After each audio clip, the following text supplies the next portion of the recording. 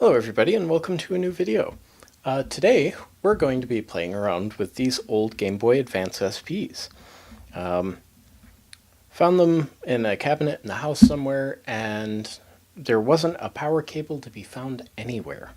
So what I decided I'd do was I'd mod a USB cable onto the Game Boy so that you can charge it via USB.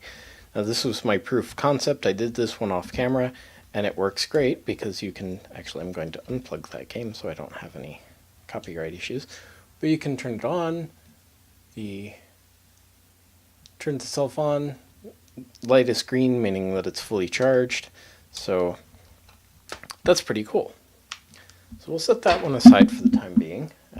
Oops, I forgot one of the items that we need for this project. There we go.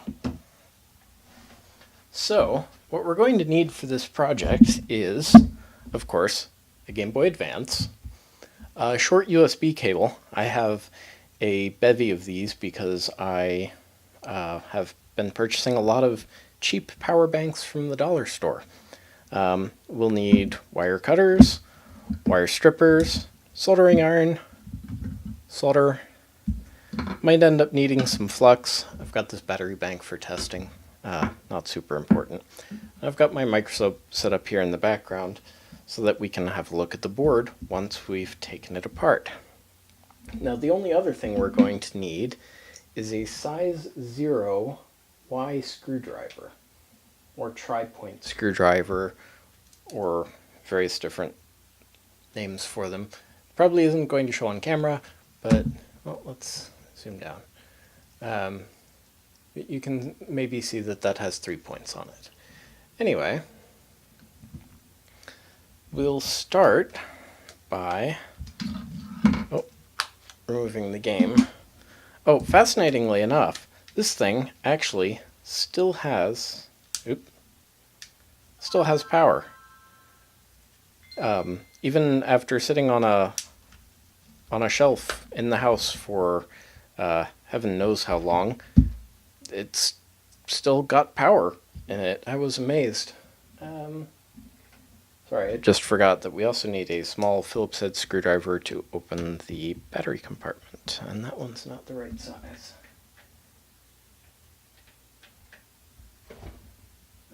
Maybe this one. Oh, that one's not small enough either. I know I have one that's small enough in this set. Give me a second here.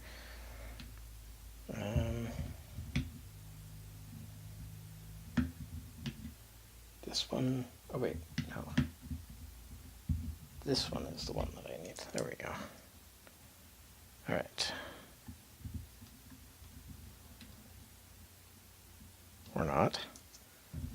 It's got to be one of these.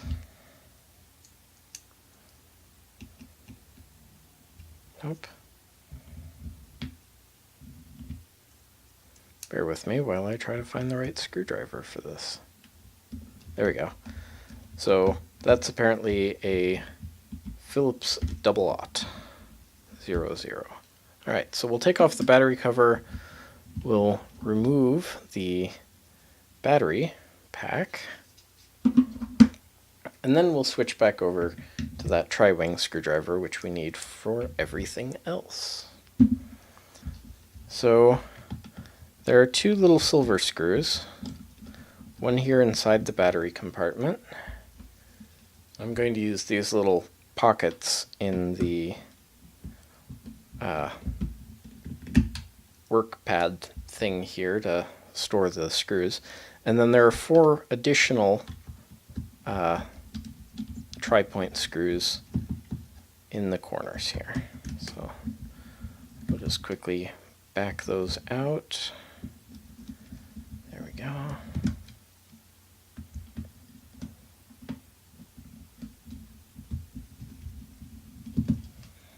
Alright, we'll flip that over,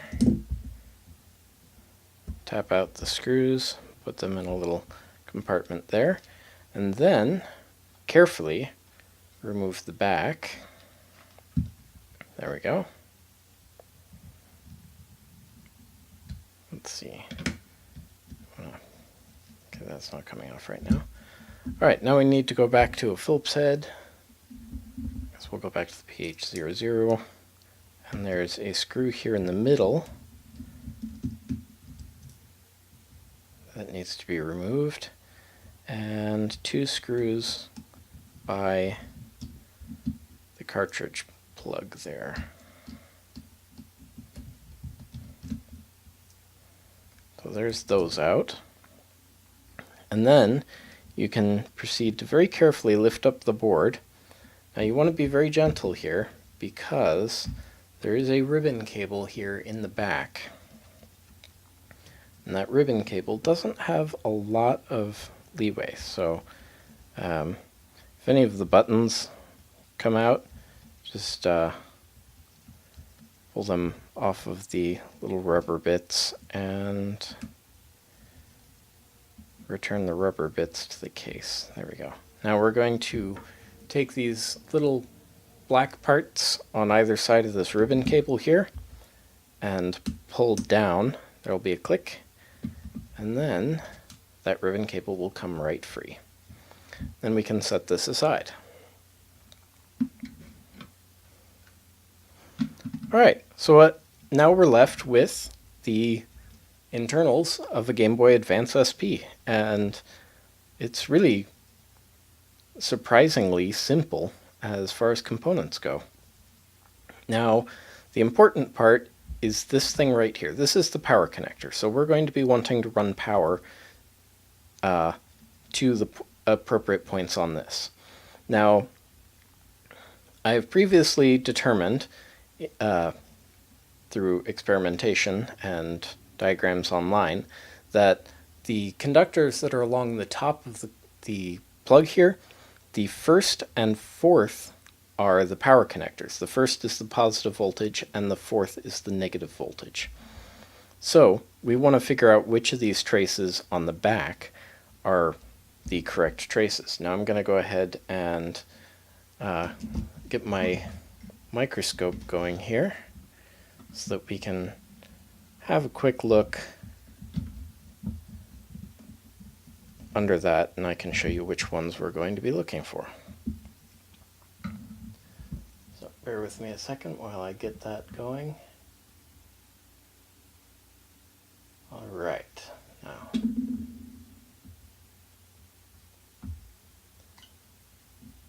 okay, so on the back of the connector here, you're going to see these pads here. Let's focus that a little bit better. Can we bring that in? Ah, there we go, perfect. Alright, so we've got all of these pads along here. Now, this pad here, the second one in, that's the positive voltage rail. And then this last one over here is the negative voltage rail. So that's where we're going to be tacking on the wires from the USB cable. Alright, now we'll move the microscope a little up and out of the way.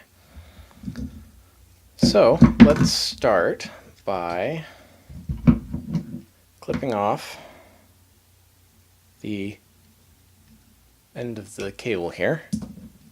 Boy, that autofocus is being really aggressive today. I might turn that off. We'll just slide that off. I didn't slide it off the last time, but then we're going to go ahead and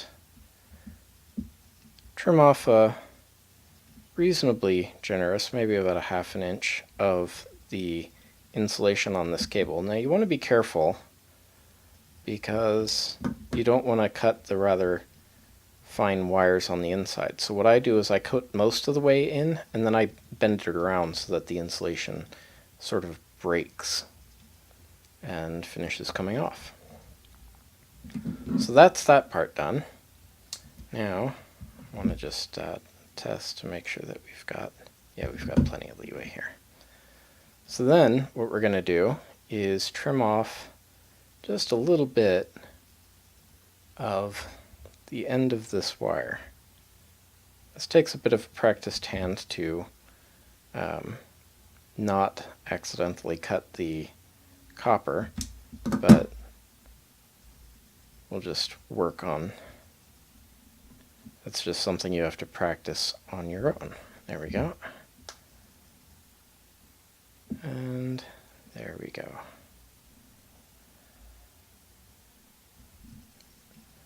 Then we'll go ahead and twist the ends a little bit here.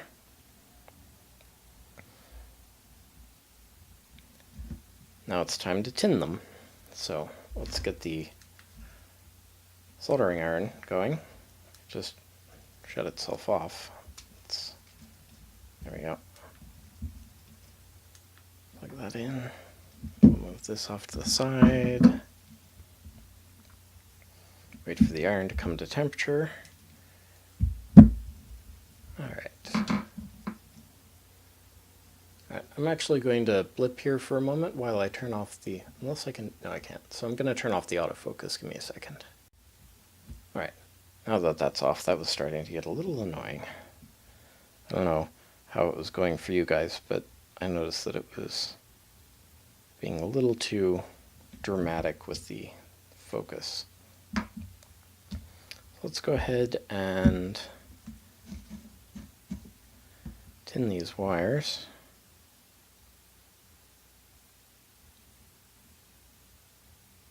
There we go. Flex makes that so that it flows right on. And then what I did for the other one, because this particular cable happens to be a rather nice diameter for it, I just fed these wires in through that little slit in the top. And I found that I kind of had to do them one at a time, so give me a moment, bear with me a second. Alright, we'll feed that one through as well. Come on, cooperate. It worked great on the other one. There we go. Alright, now I have to pull them through. And then this cable, there's that little bump in the connector. Well, I found out that the cable and the insulation for the cable are just perfect to sort of wedge right in there. It's a very tight fit, but without ruining the connector. So just wiggle that in like that, and then we're ready to solder these wires onto the board. So the first wire, we're going to need to trim a little bit of that excess tinned wire off, just leaving a tiny section. Where did my dies go? There they are. Let's go ahead and nip off, just leaving maybe about 1/8 of an inch of the wire there, just a tiny little bit. And then you bend that down and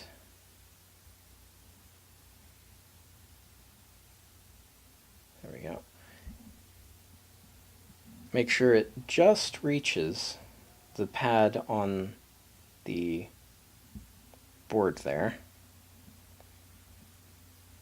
And then what we're going to do is we're going to take and put a little blob of solder on the tip of the iron here. And then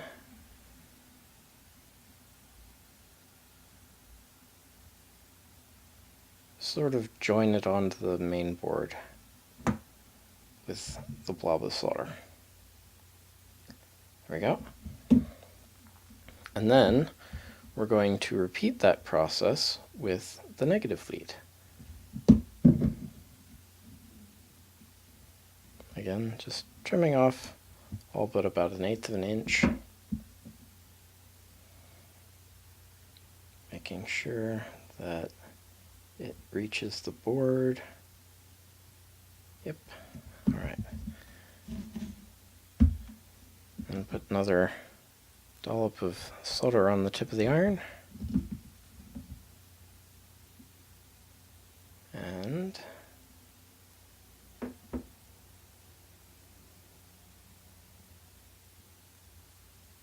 join it to the board.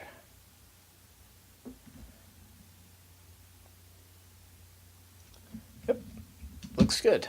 Alright, now we can turn off the soldering iron and begin reassembling it. Now, let's see. Just to make sure that it's actually working, let's see.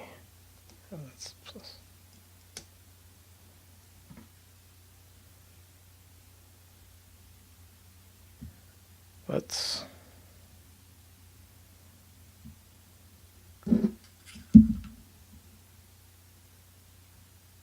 plug it in, because if I have the battery present and I plug it into this charger,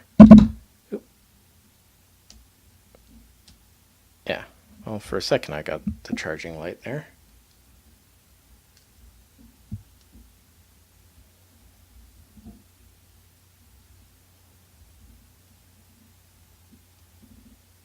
There we go. Let's try that again. Yeah, so there's the charging light, which means it is working. Alright, so let's go ahead and reassemble it now. So we're going to need the top with the screen again, and that's going to be a little bit more difficult to work with now that we've got this cable coming out, but we need to plug this ribbon cable back in and then push those clips back to hold the ribbon cable. There we go, nice snug fit. Then we'll flip this around, line it back up with the holes that hold it in, and then grab the Phillips head screwdriver here. Whoa, I almost threw one of the screws on the ground. Alright. Screw that down.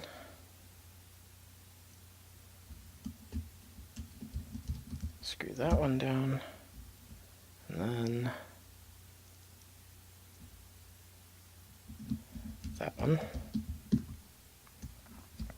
Alright, and that's that done. Then we just need the back cover again. And line everything up. Make sure everything's... Oh, yeah, we're going to have to pull the switch off, and there we go.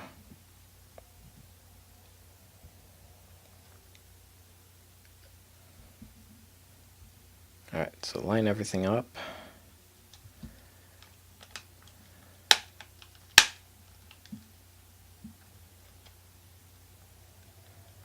There we go. You may find that the case doesn't quite line up. If you want, you can shave off some extra plastic on the inside there. It's not required, but you can do it if necessary. Oops, I need the tri-wing screwdriver now. We'll just drop these screws back into the holes here,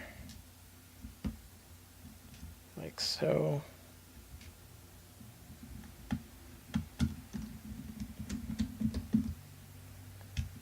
And go ahead and tighten those down.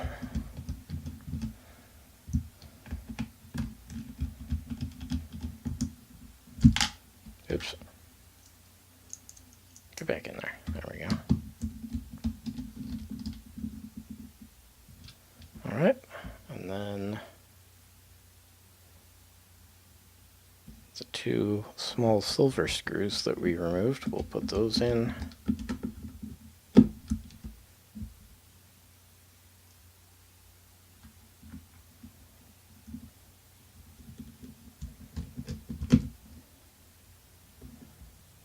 There we go.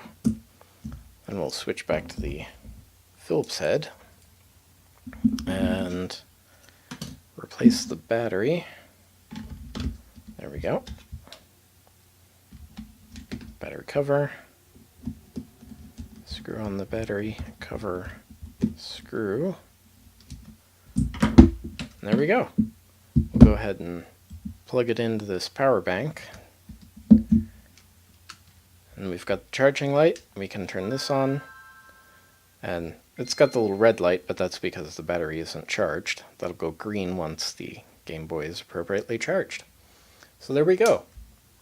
A quick mod of adding a USB cable to a Game Boy Advance SP for charging. If you haven't already, consider clicking here to subscribe. Right over here will be a video that YouTube thinks you'll find interesting. Right here will be, I guess this would be a repair video, so we'll put the repair videos playlist right there. Right here will be a link to my Patreon, which you can use to support further videos like this one. Thanks so much for joining me. Bye-bye.